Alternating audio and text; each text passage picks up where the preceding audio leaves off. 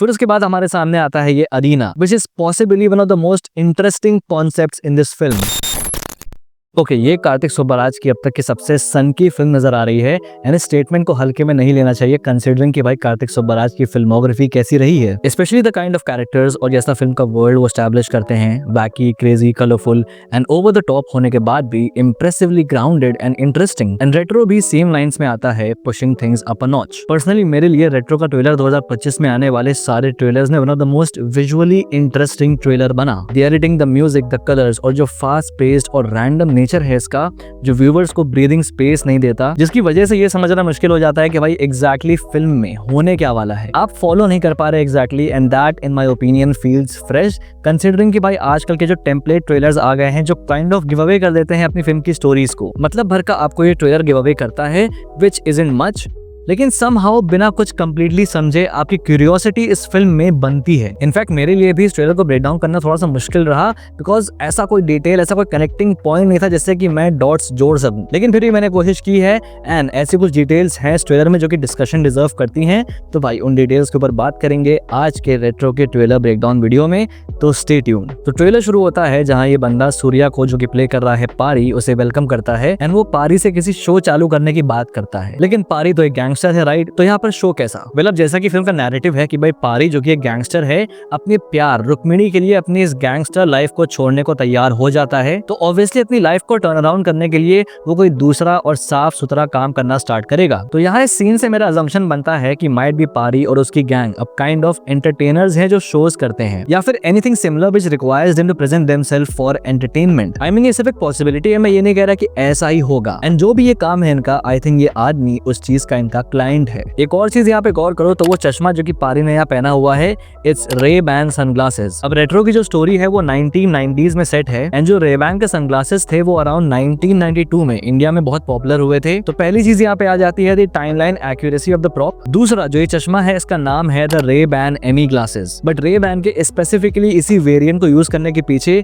एक बहुत ही छोटी लेकिन इंटरेस्टिंग डिटेल है। जैसा मैंने बताया कि इसका नाम है एमी ग्लासेस, बट एक और नाम है जिससे कि ये मशहूर है and that is retro glasses. फिर उसके बाद हमारे सामने आता है ये arena, which is possibly one of the most interesting concepts in this film. अब जैसा कि आगे ट्रेलर में हम इसी अरीना का एक और सीन देख सकते हैं तो हमको समझ आता है कि यहाँ ग्लैडिएटर मैचेस वाला कॉन्सेप्ट है। एंड आई एब्सोल्युटली लव कि भाई कार्तिक सुब्बाराज ने इस चीज को कंसेप्चुअलाइज कैसे किया, जहाँ दो टीम्स आपस में लड़ती हैं, प्रॉपर यूनिफॉर्म्स हैं, उनके आइडेंटिफायर्स हैं, सबके पास अपने वेपन्स भी अलग अलग तरह के हैं, काइंड ऑफ ऐसे बड़े हैमर्स और पॉइंटी मेसेस, बिल्कुल बारबैरिक वेपन्स। इनफैक्ट पूरा कल्ट ट्रीटमेंट दिया गया है इस चीज को फिल्म में, जो कि लिख के भी आता है ट्रेलर में। एस्थेटिकली और कॉन्सेप्ट वाइज ये चीज बहुत ही बेहतरीन निकल के आती है एंड ये gladiator match I think film का एक इंपॉर्टेंट पार्ट होगा। ऑल्सो इस कॉन्सेप्ट को और बेहतरीन बनाता है इस फिल्म के वर्ल्ड का सेटअप। जो बर्थडे ग्लिम्स आया था इस फिल्म का, उसमें को बताया जाता है कि ये फिल्म किसी आइलैंड पे सेट है एंड इस ट्रेलर में जयराम सर के कैरेक्टर का एक डायलॉग भी है जो कि ये बात कंफर्म करता है। कल ये पूरा आइलैंड खी करके,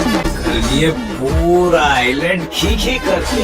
तो यहाँ पर यू अंडरस्टैंड कि what all is going on. एक रिमोट आइलैंड है जहाँ पर काइंड ऑफ अपना एक कल्चर हो सकता है जिसका ये ग्लैडिएटर फाइट्स एक बहुत बड़ा पार्ट है। इसको देख के मुझे सारपट्टा परंपराएं की याद आई, but this time the concept is more animated and a little bit over the top. Karthik Subbaraj ने प्रॉपर फिल्म का एक सेपरेट वर्ल्ड एस्टैब्लिश किया है, similar to what Prashanth Neel did with Khansaar. And I think retro में ये आइलैंड वाला concept भी similar lines पे हो सकता है एंड आई होप कि ये ग्लैडिएटर मैच वाले कॉन्सेप्ट को बढ़िया से एग्जीक्यूट किया जाए, because this can be the highlight of the film and personally मैं सबसे ज्यादा इंटरेस्टेड हूँ इस चीज को देखने के लिए। फिर आता है ये सीन जहां पर from the uniform and appearance I believe कि ये सोमालियन आर्मी के लोग हैं।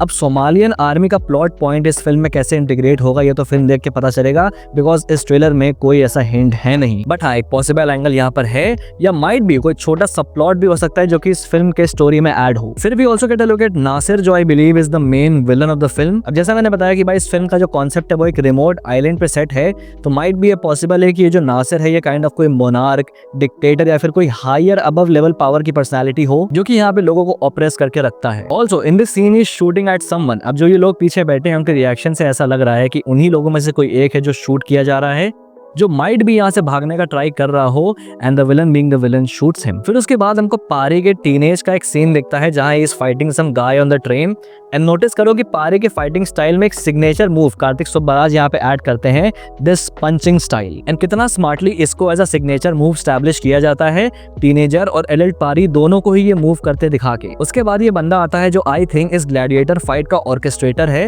एंड अगर नहीं है तो डेफिनेटली ये जो अरीना है, ये फाइट्स हैं, इन सबको कंट्रोल करता है। बिकॉज आगे एक सीन में हम इस अरीना के ऊपर ऐसे कुर्सी पे इसको बैठे देख सकते हैं एंड ये यही बंदा है, ये इस फ्रेम से कंफर्म हो जाता है। Look at the dress. उसके बाद एक ब्लर्ड फ्रेम आता है जहां हम पारी को ऐसे रेड यूनिफॉर्म में देख सकते हैं एंड ये रेड यूनिफॉर्म वही सेम यूनिफॉर्म है जो हम यहाँ अरीना में इन लोगों को पहना देखते हैं, इंडिकेटिंग भाई पारी भी इसी टीम का हिस्सा है and he is an active player of this gladiator fight. In fact आगे एक प्रॉपर सीन भी आता है जहां we see him entering this arena. ये भी पॉसिबल है कि भाई पारी कोई गैंगस्टर ना हो के जो उसकी वायलेंट लाइफ है वो ये अरीना में फाइट करना ही हो। एंड जो द वन वाला कॉन्सेप्ट है यहाँ पर जहाँ पारी को काइंड ऑफ एक अनडिफीटेड वॉरियर की तरह सिंबलाइज किया जा रहा है, लव दिस बिट टू। फिर भी सी एक्टर जोजू जॉर्ज जो कि इस फिल्म में पारी के फादर का रोल प्ले कर रहे हैं। अच्छा, और किसको पहली झलक में यहाँ पे विजय सेतुपति नजर आए। फिर आता है the core premise of the film, the love story, जो कि कार्तिक सुब्बाराज ने भी खुद कंफर्म किया है कि भाई this film is a love story. जहाँ सबसे पहले बड़ा कॉन्फ्लिक्ट यही होगा कि भाई कैसे पारी अपनी वायलेंट लाइफस्टाइल को छोड़ना चाहता है बट वो लाइफस्टाइल उसे नहीं छोड़ पा रही। एंड ट्रेलर में एक डायलॉग भी आता है जिससे कि ये स्पेसिफाई होता है कि इसी सेम रीजन की वजह से